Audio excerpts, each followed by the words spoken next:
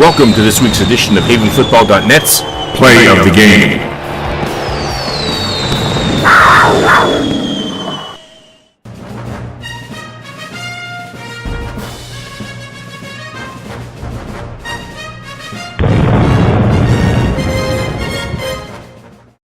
The 3-0 Panthers traveled up to Radnor to take on the 2-1 Red Raiders in Game 4 of the season. The weather was clear, comfortable, with a little wind.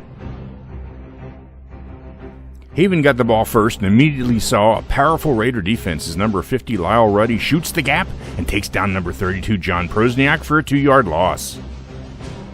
Haven went to the air, but both teams had trouble holding onto the ball as number 4 Jack Ryder connects with number 10 Ebo Pio, but he just can't hold on.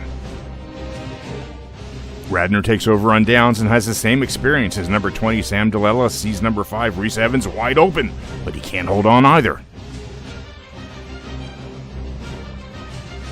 The Raiders go 3 and out when Pio gets the punt return at the Haven 46 and then cuts right and then up the middle lane for 17 yards to the Raider 37. Haven is looking at 4th and 15 and Ryder lets this one loose for 35 yards, but it's just a bit too long for number 20 Chris Willett to bring in. Radnor's O-line is making some big holes as number 24 Scott Belleville gets a great seam and takes off for this 16-yard gain. The Panthers' defense was also tenacious as number 44 Aiden Prosniak leaps way up, causing Delela to double pump, throwing off the pass. We head into the second quarter with no points on the board as Haven punts at number 2 Austin Stanley, who has the ball bounce right off his pads and into the arms of number 6 Jarris Adams. You don't want to make this kind of mistake against Haven as they start pushing hard for the end zone as Prosniak finds a tiny opening, slips through and runs hard, and a little shoulder throws a defender to the ground as he gains 8 yards. Number 18, Evan Blake, takes this one to the 1-yard line as he reaches out for the TD. The ball gets popped but goes harmlessly out of bounds. Ryder takes it in on a sneak on the next play for his first TD of the year. And the Panthers are on the board, 7-0. The Raiders are driving at the end of the first half as Prosniak does his magic leap again, and this time knocks the ball down for another incomplete. Radnor has first possession in the second half and puts together a terrific 7-play drive, including this great 25-yard run by Belleville as he breaks 1, then 2, then 3 tackles down to the Haven 35. Delela is known for his arm and lets this one rip for 33 yards, gets through the defender and to number 3 Brendan Serback, who makes the catch.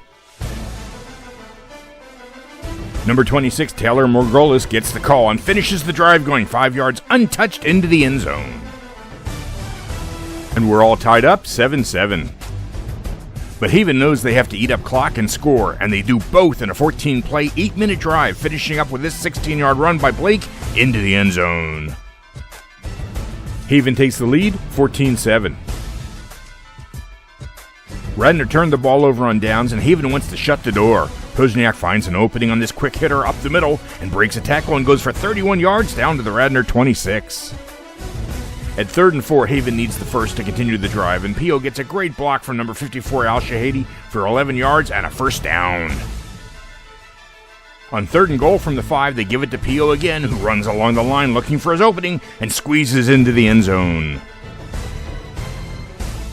The extra point is low, but Haven leads by 13. Radnor must score, which brings us to tonight's Play of the Game. Back to Pastorella, looking.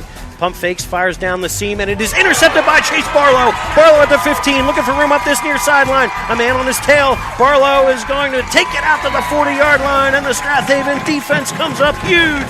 The sophomore's first varsity pick. Radnor's next possession gets them into the end zone, but with only 3 seconds left in the game, as Haven goes on to win this one, 20-14. Next week, Haven travels to visit the very powerful Haverford Fords. Check back with us again next week for another edition of HavenFootball.net's Play of the Game.